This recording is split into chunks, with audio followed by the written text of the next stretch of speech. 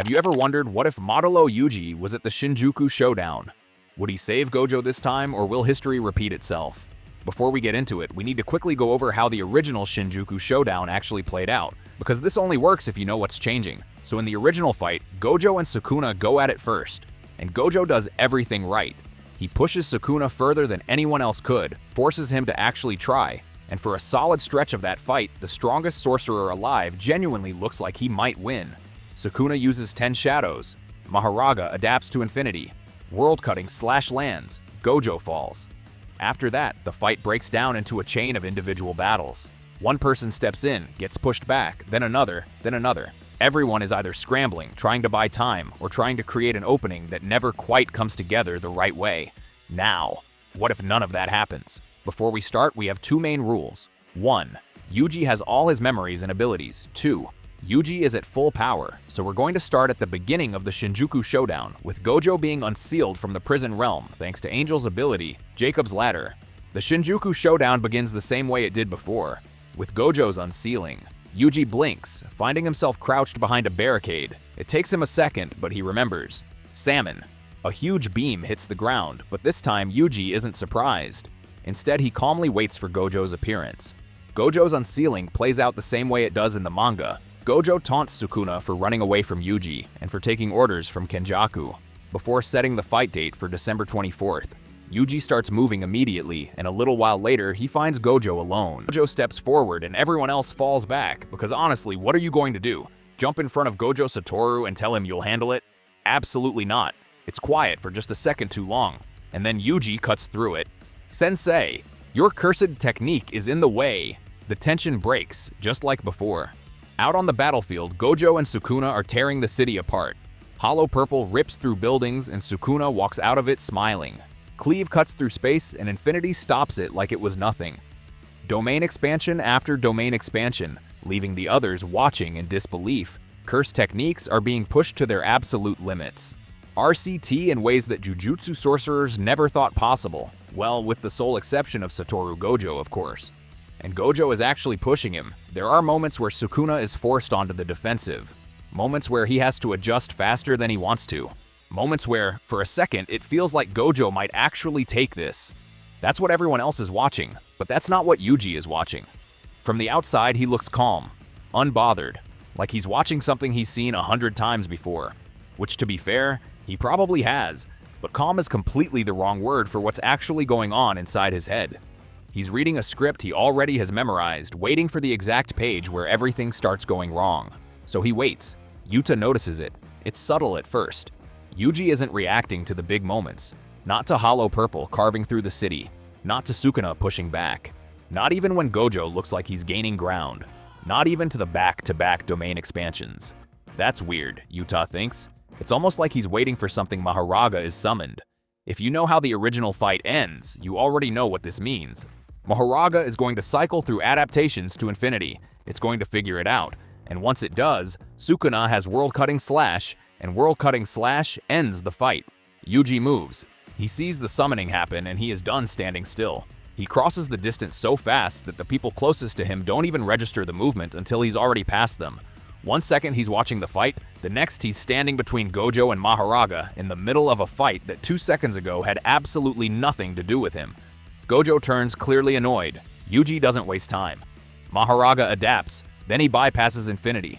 If I let this play out, you die. Gojo studies him for a second, then he smiles. Alright, don't slow me down. Now this causes Sukuna to start acting fast. Mahoraga is active and he's forcing it to its full adaptation speed. The wheel spins faster. Infinity is almost solved. Gojo sees it. Yuji already knows it's coming, and Sukuna doesn't wait. World-cutting slash tears across the battlefield. For a split second, everything locks. This is the moment, the one that ends the fight. Yuji steps into it, and he just takes it. The impact is violent enough that the ground under him cracks in a circle 10 meters wide. The slash tears through him, and let's be real, this is the move that killed Gojo. No normal person could survive this. But Yuji just hits one knee. His whole left side is just a gaping hole. For a second, he's completely still, and it feels like everyone is holding their breath. But then he starts getting back up. RCT activates, already healing up his wound.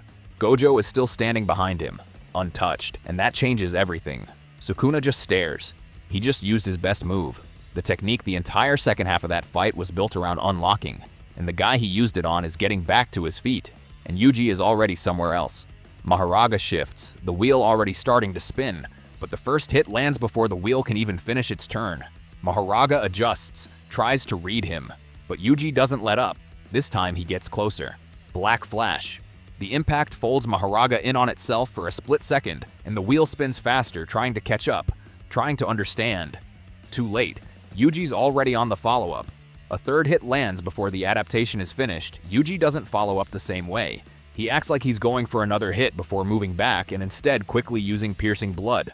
Mahoraga gets hit from multiple angles. Yuji moves in, closer now, no space. He doesn't give it the same exchange twice.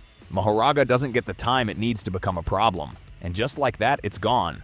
That's when the temperature drops. Instantly, ice rears across the battlefield, cutting through the space Yuji just took. Uram. They didn't hesitate. They saw Mahoraga go down, and that was all they needed to act.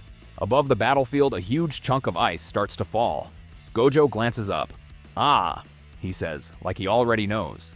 Yuji looks up, already moving. He jumps, meets them mid-air and dismantle. Uram doesn't even get a second to react. They fall, but the ice keeps coming. The impact shakes the ground. Sukuna reaches into it like he already knew it was coming, and smiles. The ice, he says quietly, was just a means of delivery.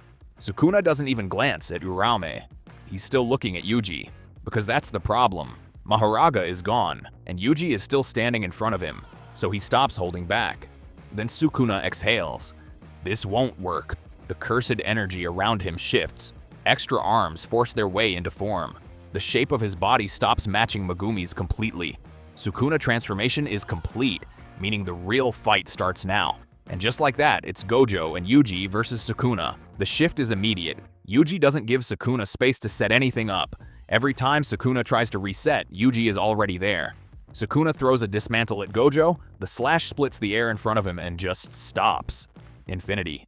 Gojo doesn't even blink. He's already moving, reading the angle Sukuna committed to, and before Sukuna can reset, Yuji is already coming in from the opposite side with a right hand loaded with cursed energy, so dense it distorts the air around his fist. Sukuna has to abandon the follow-up entirely just to deal with it.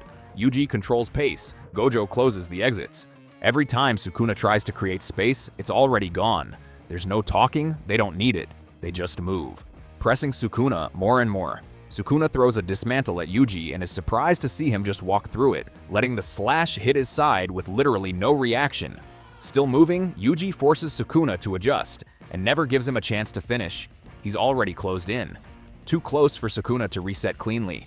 Yuji's foot plants, and with no windup.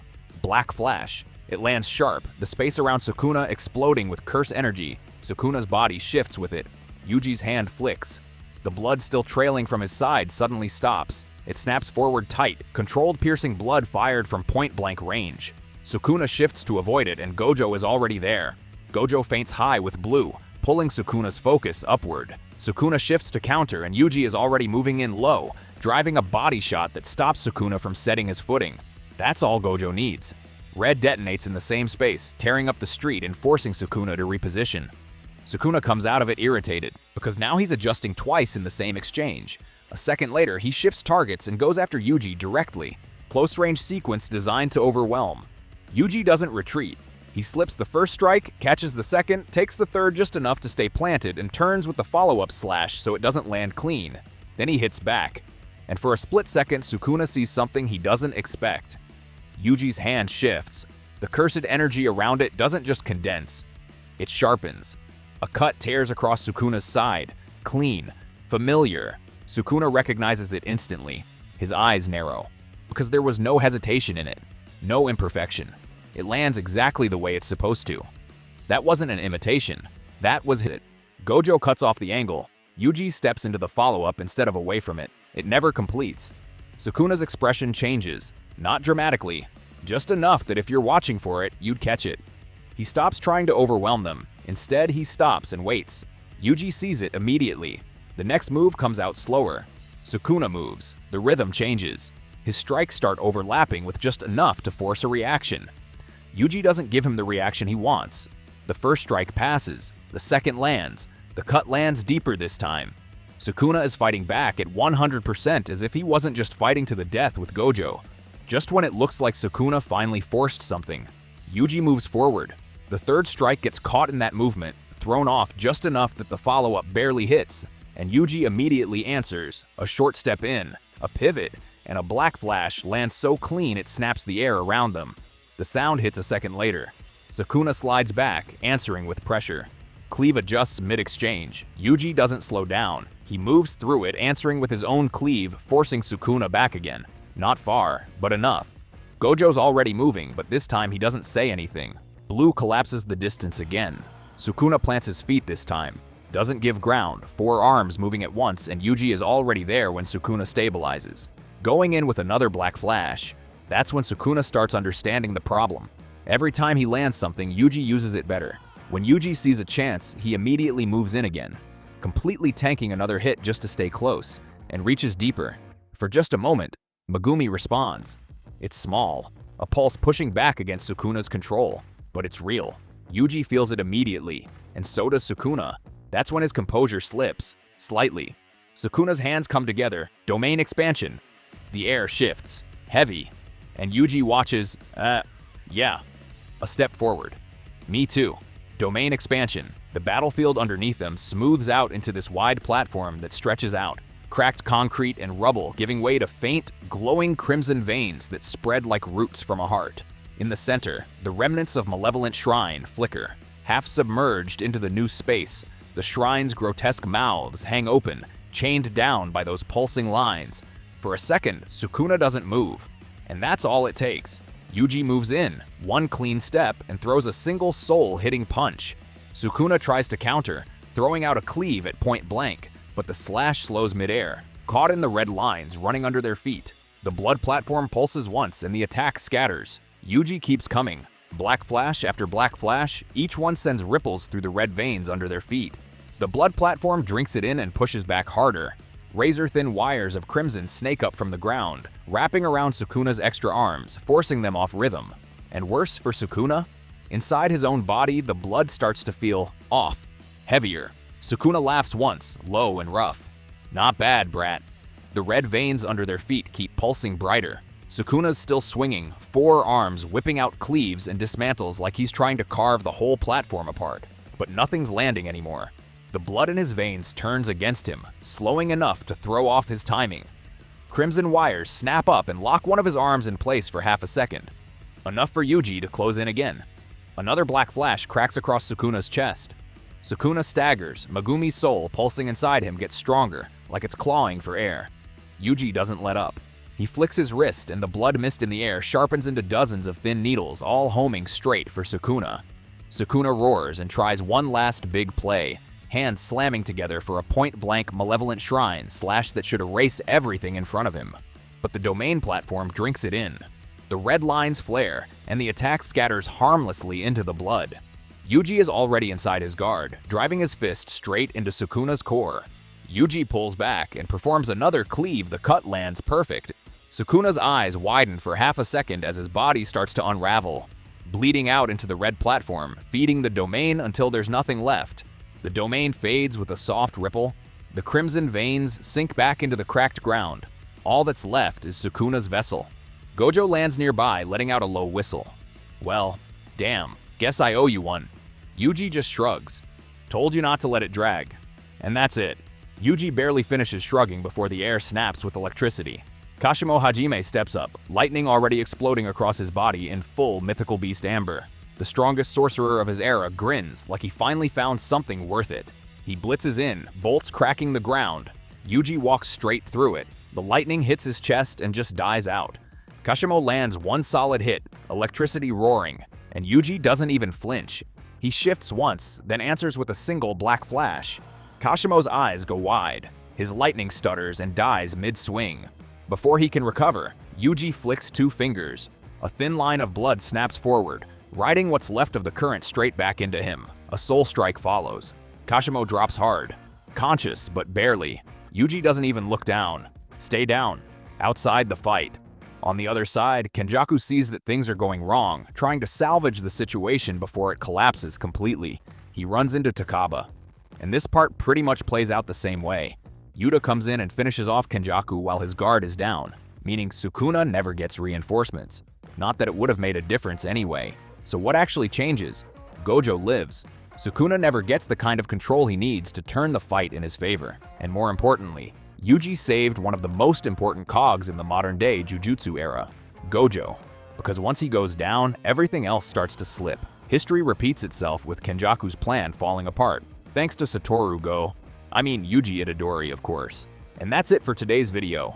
If you enjoyed this what-if scenario and want to see more alternate timelines like this, make sure to support the channel. Let me know in the comments what you want to see next. I appreciate all of you, and I'll see you in the next one.